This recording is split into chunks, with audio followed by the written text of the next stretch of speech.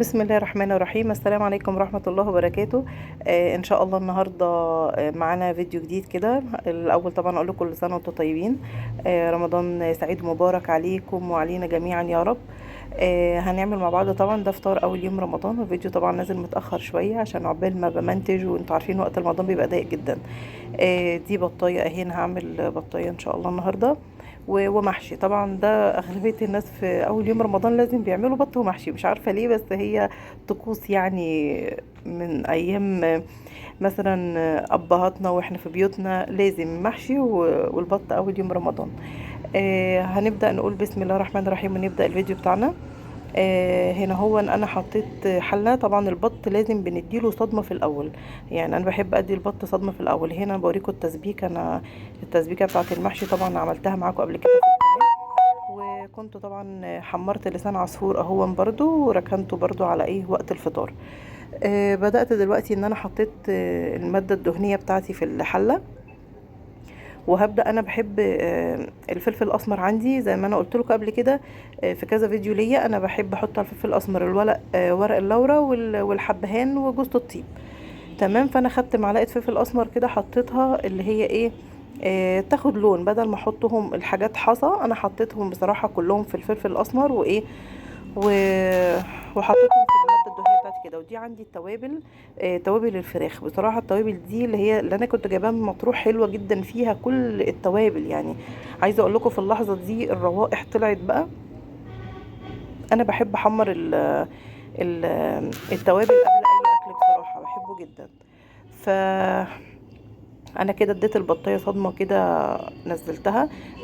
ما تفتكروش ان هي اتحرق، يعني التوابل دي هي اتحمصت يعني اتحمرت، بس طلعت لي ريحتها كلها. ولو تاخدوا بالكم هي السمنه كانت حاميه قوي. فلما انا نزلت الفرخه البطايه عشان انا عايزاها تاخد الصدمه، هتشوفوا دلوقتي يعني هي ما كملتش ثانيتين وقلبتها كانت اتحمرت، يعني خدتها بسرعه كده من كل الجناب بتاعتها. هنا بحاول ان انا اقلبها على الناحية التانية. الطريقة دي جميلة جدا، وحتى لما نسلق اللحمة لو اديناها صدمة برضو بتبقى بتدينا الشوربة نفسها طعمها حلو قوي قوي يعني. خدتوا بالكم انا بوريكم ان هي اخدت لون بسرعة من البطن بتاعتها. يعني بصوا، هو ممكن الكاميرا ظالمة اللون شوية، هي مديها كانت لون ذهبي كده كان حلو. اللي وصل معايا لتحمير البطاية ده يقول لي فعلا اول يوم يعني عملتوا اكل ايه. يعني في حد عمل بط برضو؟ يعني هو اغلبية الناس بتعمل بط، بس انا ايه، عايزة اسمع رأيكم برضو الناس اللي متابعين. يعني برضو اول يوم عملتوا بط ومحشي ولا او فراخ ومحشي؟ يعني بصرف النظر عن اي حاجة، فراخ محشي، المهم ان المحشي ده الاساسي يعني.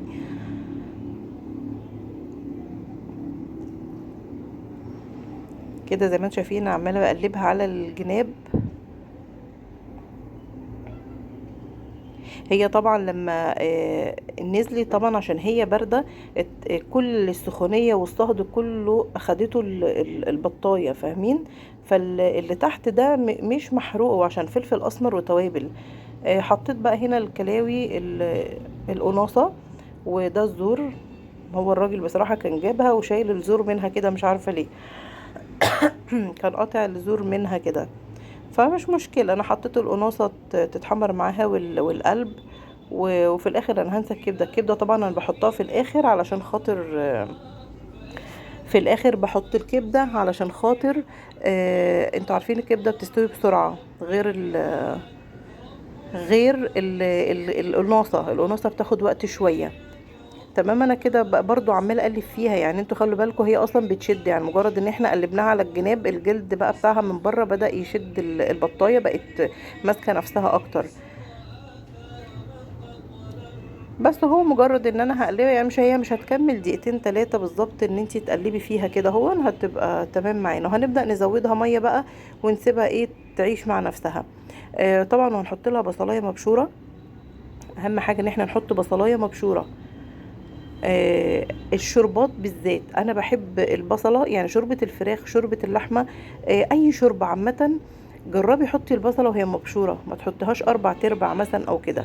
عايزه اقول لكم مبشوره دي بتبقى بتدي ريحه للشوربه اقسم بالله حلوه جدا. بتحس بتغير شكل بتغير طعم الشوربه نهائي. انتوا شايفين كده هي الشوربه يعني اغمقت شويه، بس ده انا ما فرقش معايا لان كده كده انا هسقي بيها المحشي. بس عايزه اقول لكم برغم ان هي اغمقت كده شويه بس طعم الشوربه كان تحفه. طبعا لان انا هسقي بيها المحشي، انا كده كده مش هعمل بيها حاجه، هسقي بيها المحشي وهدخلها في اللسان عصفور، يعني هزود بيها اللسان عصفور. هي البصلايه لازم اهم حاجه نبشرها. يعني انا جربت 4/4 ومبشوره، بصراحه مبشوره وهي حتى الشوربه بتغلي بتشم ريحتها جميله. طبعا مع التوابل جوز الطيب والحبهان وورق اللورا والفلفل الاسمر، كل ده في المطحونه انا طحناه في الفلفل الاسمر. كل ده بيعمل لك ريحه للشوربه ممتازه. بس وانا هعمل معاكم ان شاء الله النهارده، انا هعمل محشي كوسه وانا كان عندي في الفريزر كرومب حبه كده صغيرين يعني. لان طبعا انا مش بحب اعمل اكل كتير لان مش بحبه يفيد، يعني اما بيفيد مش بنحب ناكله تاني يوم، يعني بضطر ان انا تاني يوم لازم نعمل اكل، خاصه في رمضان لازم نعمل اكل كل يوم مختلف عن اللي قبليه يعني. انا هنا بعد ما قفلت نسيت الكبده، هفتح واحطها تاني. آه، طبعا انا مش بحب اعمل الاكل بزياده، فانا كنت جايبه بتاع كيلو ونص تقريبا كوسه. وانا كان عندي اهي، وانا كان عندي ورق عين بتاع ده انا عندي ورق عنب بس انا ما عملتش النهارده ورق عنب. الكوسه هي انا قشرتها، وده البلح انا وريتكم انا يعني شلت البذر منه ونقعته في اللبن. ودي الكوسه، طبعا التقوير بتاع الكوسه انا مش برميه، بحطه في قعر الحله. آه، بحطه في قعر الحله واحط عليه معلقه من الصلصه اللي هي بتاعت التسبيكه دي، بتديلها طعم حلو قوي يعني للكوسه من تحت. وهنا دي البطايه اهي. طبعا انا حشيت اهو الفلفل والكوسه والكرنب، انا ما عملتش غير فلفل وكوسه وكرنب. بس بصراحه كانوا حلوين جدا، يعني انا حطيت الكوسه على الحرف كده وقلت خليهم في حله واحده كلهم، يعني ياخدوا كلهم من طعم بعضيهم. عايزه اقول لكم ان هو وطبعا مسقته بالشوربه بقى، طبعا كله اكيد اللي ده شوربه البط بالمحشي حاجه تانية غير طبعا شوربه الفراخ ولا الكلام ده. انا عملتها اهي سقيتها كده هون. طبعا مش بنملى الكوسه والبتنجان والكلام ده، مش بنملى قوي. مش بنملى شوربه، ما بنلهوش شوربه على الاخر يعني. هنا هو لسان عصفور انا حطيت عليه الشوربه وسبته يغلي شويه، وبعد كده ايه بطفي عليه. انا لسان عصفور مش بسويه سوا كامل. وهنا البطايه انا حمرت وشها، قصدي دهنت وشها بمعلقه صلصه برضو من اللي كانت موجوده ودخلتها الفرن تتحمر. اللسان عصفور بقى انا مش بسويه سوا كامل، انا لسان عصفور مجرد ان انا بحط له الشوربه وبسيبه يغلي غلوه، وبعد كده بطفي عليه بسيبه هو. بعد كده عقبال وقت الفطار بيكون يعني هو بيزيد لوحده بيستوي. لكن لما بتقعدي تغليه كتير بيطلع النشا، مادة النشا اللي فيه.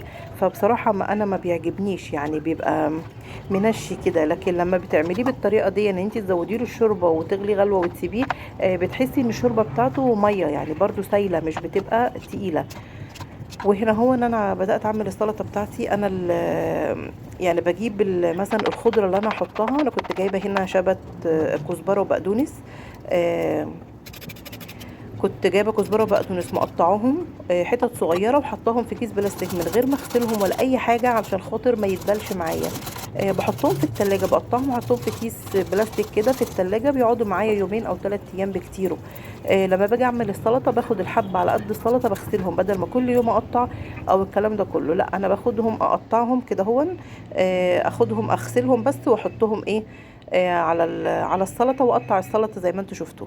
هنا طبعا لقيت ابو حمزه جاب لنا، قال لي ما ينفعش رمضان من غير الترشي دون. قلت له تمام مفيش مشكله. وجاب لنا عرقسوس وتمر هندي.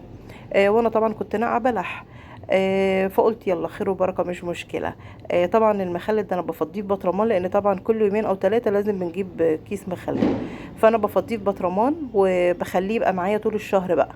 يعني انا مش بحب اخلي المخلل في رمضان، لان هو بصراحه يقول لي لا انا لازم الترشي ده اساسي، ماليش دعوه بالمخللات، انا لازم ان انا اجيب ترشي. ف فبقول خلاص يعني اللي بيجيبه بقى انا بفضيه هنا هو وبناخد منه كل يوم. طبعا بيسهل علينا الدنيا قوي وبيبقى يعني ممتاز. وبدات افضيت بقى المخللات بتاعتي. طبعا انا معرفتش هصور لكم السفره كامله، انتوا مش هتشوفوا في الاخر السفره كامله، لان هنا البطايه طلعت خلاص. لان في يعني انا مش بحط الاكل كامل، لان في حاجات منه بتروح لاصحاب نصيبها، يعني الاكل بعمله في حاجات بتروح لاصحاب نصيبها، وما ينفعش طبعا بعد ما المغرب تأذن اودي الحاجات دي. فعشان كده انا ما صورتش السفره، لان هتبقى مش كامله زي ما انتوا شايفين كده. انا بجهز اللي بجهزه، وفي الاخر انا بخرج بقى لينا الحاجات اللي بتاعتنا بقى، الاكل بتاعنا. وده طبعا برضو فكرة حلوة، لو كل واحد خرج من الفطار بتاعه طبق او طبقين كده، دي بتبقى حاجة كويسة قوي قوي قوي يعني. وربنا يرزق كل واحد ويوسع على الجميع يا يا رب. مرحبا رمضان، يا مرحبا رمضان، يا مرحبا رمضان.